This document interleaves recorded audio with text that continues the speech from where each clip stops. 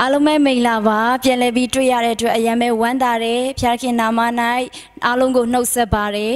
အဲ့တော့ဒီနေ့မှာเนาะကျွန်တော်တို့အတူတူကနှုတ်ကပတ်တော်ကိုပြန်လည်ပြီးခံယူရအောင်ဖျားเนาะနှုတ်ကပတ်တော်ဟာကျွန်တော်တို့နေ့တိုင်းမှာခံယူဖို့ရန်အတွက်အထူးပဲလိုအပ်တာဖြစ်ပါတယ်ဟာလေလုယာအဲ့တော့ဒီနေ့မှာကျွန်မလူတစ်ယောက်အကြောင်းကိုအရင်ဆုံးပြောပြချင်တယ်အဲ့လူကဘာတူလဲဆိုတော့အခုအောင်မြင်နေတဲ့လူတစ်ယောက်ဖြစ်တယ်အထူးသဖြင့်စီးပွားရေးလုပ်ငန်းမှာအောင်မြင်နေတဲ့သူတစ်ယောက်ဖြစ်တယ်သူကဘာတူလဲဆိုရင် Jack Ma လို့ခေါ်တယ်သူကအရင်တုန်းကနော်အရန်ကိုဆင်းရဲတဲ့မိသားစုကနေမွေးဖွားလာခဲ့တယ်သူကနော်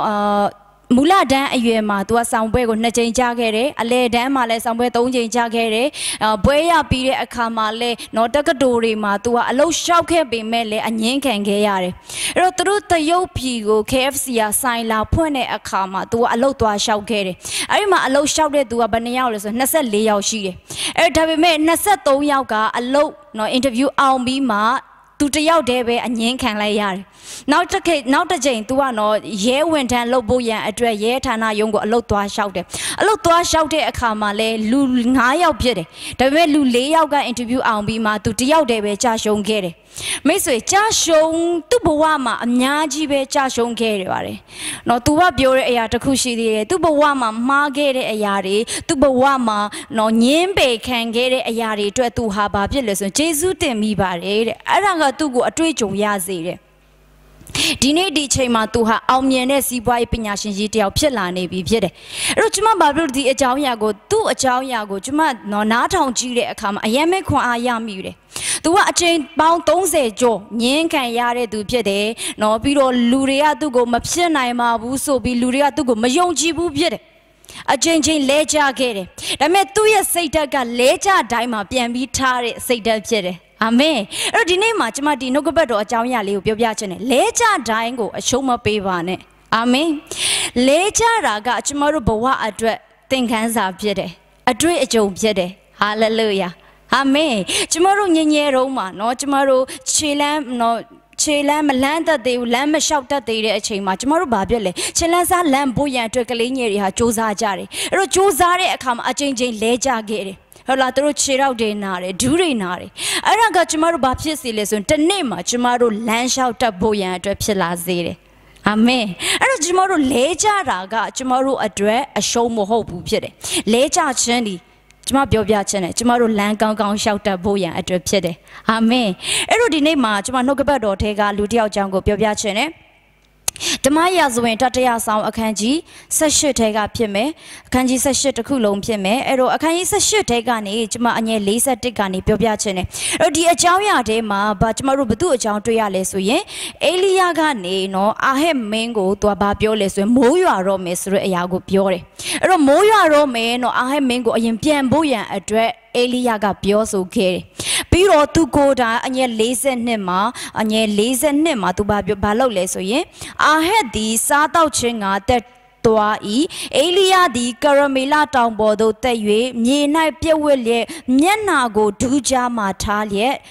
ဆိုတော့အေလိယကဘာလုပ်လဲဆိုရင်နော်ကရမေလတောင်ပေါ်ကိုတက်ပြီးမှတဲ့ဒူးနှလုံးကြားမှာသူမျက်နာကိုထားပြီးမှသူဘာလို့ဆိုဆုတောင်းခဲ့တယ်သူကကြေညာတယ်အာဟက်မင်းကိုပြောတယ်အိမ်ပြန်တော့မိုးရွာလိမ့်မယ်ဆိုပြီးကြိုးတင်ပြီးကြေညာခဲ့တယ်ပြီးတော့သူကိုယ်တိုင်တောင်ပေါ်ကိုတက်ပြီးမှမိုးရွာဖို့ရန်အတွက်ဆုတောင်းနေခဲ့တယ်အဲ့တော့သူကသူ့ကျွန်းကိုခိုင်းတယ်သွားကြည့်ပါတဲ့အပေါ်ကိုတက်မပင်လေကိုသွားကြည့်ပါလို့ပြောတဲ့အခါမှာသူ့ကျွန်းကသွားကြည့်တဲ့အခါမှာမိုးရွာမဲ့အရေးအယောင်မတွေ့ရဘူးဖြစ်တယ်မိုးရွာမဲ့အရေးအယောင်မတွေ့ရဘူးရာသီဥတုကအရန်တာယာနေတယ်အဲ့တော့ဒါမဲ့နောက်3-4ချိန်ပြန်ကြည့်တဲ့အချိန်ထိလေအချိန်တွေကတူနေစေပဲဖြစ်တယ်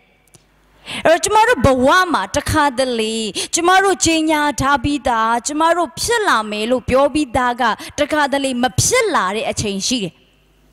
ဟုတ်လားအေလိယလိုပဲမိုးရွာမယ်လို့ချိန်ညာထားပေမဲ့ဒါပေမဲ့3-5ချိန်ထိရောက်တဲ့အခါမှာမိုးရွာမယ်အရေးအယောင်မတွေ့ရဘူးဖြစ်တယ်ဒါပေမဲ့ तू ဘာလုပ်လဲဆိုရင်သူရဲ့ဆုတောင်းခြင်းကိုမရက်ဘူးသူ့ဂျွန်းကိုဆက်ပြီးတွားကြည့်ခိုင်းတယ်9ကြိမ်မြောက်မှာဘာဖြစ်လဲဆိုရင်တော့ကျမ်းစာကပြောတယ်နော်အငယ်44မှာ9ကြိမ်မြောက်သောအခါလူလက်နဲ့တူသောမိုးတိမ်ငယ်တစ်ခုသည်ပင်လေထဲကတက်ပါ၏ဟုဆိုတော့အဲ့တော့9ကြိမ်မြောက်တဲ့အခါမှာလူလက်နဲ့တူတဲ့မိုးတိမ်ကို तू စတင်ပြီးသူ့ဂျွန်းကမြင်ရတယ် Amen. As a tomorrow sima, Yolin Chesura she did. The Jama Yalo, tomorrow suit down gender, Yelai Messi, no tomorrow suit down a piego, tomorrow Yaboya at Yolin Jemashi would be it.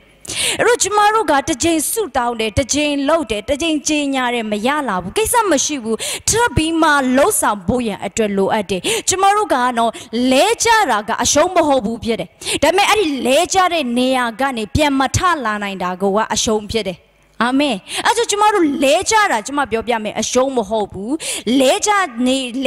Nea Gani, Piamatala Nainchenga, tomorrow to a shom piede. Amen. The Jane Jinya low, then ha, Mapshalabu, Kesa Mashibu, now the Jane touch Ozaya. Amen. Then the Jane suit down low, appear Mayalabu.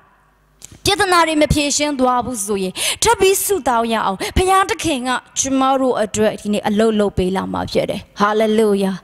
Amen. Dine tomorrow no Yeshu go and benle. Tomorrow a tui, tomorrow a piet dread, a tui tumboyan a dread to her Saint Joala gate. Garai ma take and boyan to her Saint Joala gate. To go Yoma Sidariga pane. The shout long to go Yaina because on Dwari. To go and car and go Tambi Martine. Gola Goda, Tangombogo to Tatua gate. Chimam Yam Mide. The Laloma Yeshua Twiza had to say Johnny ma piede. Hame, to Nachin Yama piede. To have pin Bama piede. To let Luda ya on in a Muibuala do piede. To attempt a pin bame, a yakan yari a kamatui dread. Najin Jingo, Tine a yame kanzaya mawe. Timele, Yeshua a sonti. Garango tambima. Tambogo takeda piede. Then tenechma a dread. A tuitumbe kedo to piede. Yeshu gada, Lanta Wema, a yana Jin kanzaya lunlo, a show be like mesoyan, Dine chema, tenechma hadini, a piluchin kanzaya mamoho piede. Hallelujah. Dine Yeshu benle, below be nachi nebaze, below be a changing lama leja nebaze, below be luriga yaina nebaze, below be luriga to go change ze nebaze, Yeshu go and be a sonti land shall get up yede, a sonti go shout land get up yede, in a Yeshua loga go almian do to yede, Dine DJ Madine, in a tomorrow at a county boma, Dine suit down beni do to yede. Amen. Tomorrow go get him bake it to yede. And tomorrow balo amale, leja daita. A shong baby, Najin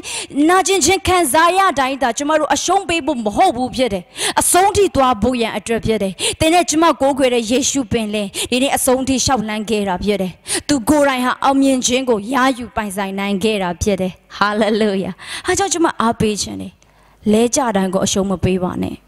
Then led wale, Kesa Mashu Piantaba. Amen. Led in Neamabe, Mani Laibane. Amen. Ero tomorrow go chance aga piore. Salan kanji, toza kone, anye, nasa toma, salan toza kone, anye, nasa toma, babio leswe. Gaundo to each yard go, taura payadi, pepin yue, to dwaya lango, netta domu e, to do the ledo le, so yado mayaya, a jamuga, taura payadi, to ilago, kaima domu e lubiore. Chanzaga piore, to do the leto le sonyado mayaya lupiore. Ero tomorrow later got a song out on Mohobu Jere. Amen. Hallelujah. Do the chuatene. The chain lecha do alonga show me, Nabuara to Abi, Nabuara Bama Lolo Mayaro, Mohobu. The chain lecha do araga a song out on Mohobu Jere. Chanzaga piore. A jamu gare, Taura Piari to Ilago Kaimaro Mui. In it, Tenechmae. Lago Amyera, Swekai Tabira, Payapiade. Amen. Then the out de Moho Wupiade, then the out de Leja de Matene, then the out de Najin Kanzaya de Matene, Payata Kendi, then ne at to Amyera Kanzabi do to Piede. Hallelujah. Payata Kendi tomorrow net to Amyera she do to Piede. Amen. As a tomorrow balo amale, as you ye chen she boya at a low ade. Ayaya daima tomorrow go aju taboya at a low ade. Ayaya daima tomorrow ko aju taboya at a low ade. Hallelujah. Payada kaya tomorrow go twaya me lango pia be ma piede. Tomorrow do a song ha dini almin jim piede. Bapielo lesson tomorrow go great payago and pele loga go almin gate ludugo and pure gate piede. Hallelujah. Tomorrow balo amale dini leja de nea ma be menene. Ini အဆုံးဟာအောင်မြင်ခြင်းဖြစ်တယ်အဲကြောင့်ကျမတို့ဘာလို့ပြန်ထရမယ်အာယူရမယ်အာမင်အဲ့တော့ကျမတို့ကိုကျမ်းစာတစ်ပိုက်ကထပ်ပြီးပြောပြထားတဲ့အရာရှိတယ်အဲ့ဒါကနော်ဟေရှာယအနာဂတိကျမ်းအခန်းကြီး40အငယ်31မှာထာဝရဘုရားကိုမျှော်လင့်တော်သူတို့မူကားအားပြေးကြလိမ့်မည်ရွှေလင်းတကဲ့သို့မိမိတို့အတောင်ကိုအသစ်ပြုပြင်ကြလိမ့်မည်ပြေးတော်လဲမပင်ပန်းခရီးသွားသောအခါမမောရကြလို့ပြောတယ်ထာဝရဘုရားကိုမျှော်လင့်တော်သူမျိုးကအားပြေးကြလိမ့်မည်ဒီနေ့ဘုရားသခင်นี่ကျမတို့ကိုခွန်အားပေးနိုင်တော်အရှင်ဖြစ်တယ်လဲကြတဲ့အချိန်မှာကျမတို့ရှုံးနေတဲ့အချိန်မှာကျမတို့လိုအပ်တာပါလေသိလားခွန်အားပေးနှစ်သိမ့်ခြင်းဖြစ်တယ်နင်လုံနိုင်တယ်မင်းအောင်မြင်မယ်ဆိုတဲ့ကျမတို့အထဲမှာဒီနေ့စကားလုံးဖြစ်တဲ့ positive စကားလုံးဒီနေ့ကျမတို့ကိုအားပြန်ပြည့်စေမယ့်အရာကျမတို့ကိုခွန်အားနဲ့ပြန်ပြည့်စေမယ့်စကားလုံးတွေကိုကျမတို့လိုအပ်တယ်ဒီနေ့ကျမတို့ရှုံးနေသွားတဲ့အခါမှာလဲကြတဲ့အချိန်တိုင်းမှာသင်အားငယ်တဲ့အချိန်တိုင်းမှာထာဝရဘုရားကိုမျှော်ကြည့်ပါထာဝရဘုရားကိုမျှော်လင့်တော်သူတို့မူကအားပြေးကြလိမ့်မည်လို့ပြောတယ်ဒီနေ့ဘုရားသခင်ကိုမျှော်လင့်တဲ့အခါမှာဒီနေ့ခွန်အားအသစ်တွေကိုကျမတို့ပြန်ပြီးရရှိနိုင်တာဖြစ်တယ်လမ်းစမ်းခြင်းအသစ်တွေရဲရင်ခြင်းတွေဟာလေလုယာဒီနေ့ဘုရားသခင်ကကျမတို့အထဲမှာထပ်ပြီးထည့်ပေးလာမှာဖြစ်တယ်အာမင်အကြောင်းဘုရားသခင်ကယောရှုကိုပြောတယ်အခန်းကြီး1မှာယောရှုခန်းကြီး1မှာအာယူ၍ရဲရင်ခြင်းရှိပါတဲ့မကြောက်နဲ့တဲ့စိတ်မပြတ်နဲ့သွားလေရရ၌အတူပါရှိမယ်လို့ပြောတယ်အဲကြောင့်ဘုရားသခင်ကိုယ်တိုင်ကိုပြောတယ်အာယူ၍ရဲရင်ခြင်းရှိပါကျမတို့ဘာလုပ်ရမလဲအာယူရမယ်အာမင်အရာရာတိုင်းကိုကျမတို့ကအရှုံးပေးလိုက်ဖို့မဟုတ်ဘူးဖြစ်တယ်ကျမတို့ကအရာရာတိုင်းကိုအောင်မြင်ခြင်းနဲ့သိမ့်ပိုက်ရမှာဖြစ်တယ်ဟာလေလုယာဒီနေ့စာရန်ကကျမတို့ကိုသိမ်းသွားတဲ့ကျမတို့ရဲ့ဒီနေ့ကျမ်းမာခြင်းတွေစာရန်သိမ်းသွားတဲ့ကျမတို့ရဲ့ဒီနေ့ငွေရေးကြေးရေးတွေစာရန်သိမ်းသွားတဲ့ကျမတို့ရဲ့ပျော်ရွှင်ခြင်းတွေငြိမ်သက်ခြင်းတွေဒီနေ့ကျမတို့ကပြန်လည်ပြီးသိမ်းပိုက်ရမှာဖြစ်တယ်အာမင်သင်နော်ကျမ်းမာခြင်းဆုံးရှုံးသွားလို့မကျမ်းမာခြင်းခံစားနေရတယ်သင်ငွေကြေးတွေဆုံးရှုံးသွားလို့ဒီနေ့သင်ဟာဒုက္ခရောက်နေတယ်ဆိုရင်ကျမအားပေးခြင်းနဲ့အာယူ၍ပြန်ပြီးမှရဲရင်ခြင်းရှိပါဒီနေ့စာရန်စီကအရာတွေကျမတို့ပြန်ပြီးသိမ်းယူရမယ့်အချိန်ဖြစ်တယ်အာမင်ကျမတို့ကအရှုံးသမားမဟုတ်ဘူးဖြစ်တယ်အာမင်စာရန်ဒီတာလည်းအရှုံးသမားဖြစ်တယ်ဒီနေ့သင်နဲ့ကျမကအောင်မြင်တော်သူဖြစ်တယ်ဟာလေလုယာအကြောင်းပေါလုကပြောတယ်ဖိလိပ္ပိအခန်းကြီး4အငယ်73မှာငါကိုခွန်အားနဲ့ပြည့်စုံစေတော်မူသောခရစ်တော်အားဖြင့်ခတ်သိမ်းသောအမှုတို့ကိုငါသက်စွမ်းနိုင်၏လို့ပြောတယ်အဲ့တော့ပေါလုရဲ့အသက်တာထဲမှာအခက်ခဲကြုံရလားဆိုရင်ကြုံရတယ်လူတွေကသူ့ကိုခဲနဲ့ပေါက်တယ်တေဘီထလို့မြို့ပြင်ကိုပြစ်ထားခဲ့တယ်ဒါပေမဲ့သူကပြန်ချလာပြီးမှဧဝံဂေလိကိုပြန်ဟောတဲ့သူဖြစ်တယ်အခက်ခဲကြုံရလားဆိုရင်ကြုံရတယ်လူတွေစီကဖမ်းဆီးခြင်းနဲ့သူခံရတယ်ဟုတ်လားအဲ့တော့သူဘဝမှာနော်ဆာလာမွတ်သိခြင်းလည်းခံစားရတယ်ဆင်းရဲဒုက္ခကိုလည်းခံစားရတယ်အမျိုးမျိုးခံစားရတယ်ဒါပေမဲ့သူအရှုံးပေးလာဆိုအရှုံးမပေးဘူးဆက်ပြီးမှဧဝံဂေလိသတင်းကောင်းကိုဆက်ပြီးဟောတယ်အာမင်အဲ့တော့အဆုံးမှာသူဟာဒီနေ့အောင်မြင်ခြင်းကိုရရှိခဲ့တယ်သူ့ကိုနေ့တိုင်းမှာခွန်အားပေးတဲ့သူကဘာတူလဲဆိုရင်ခရစ်တော်လို့ပြောတယ်အဲ့တော့ကျမတို့နေ့တိုင်းမှာဒီနေ့ဘသူစီကပြန်ပြီးခွန်အားယူရမှာလဲဆိုရင်ဒီနေ့ကျမတို့နှုတ်ကပတ်တော်စီကနေပြန်ပြီးခွန်အားယူရမှာဖြစ်တယ်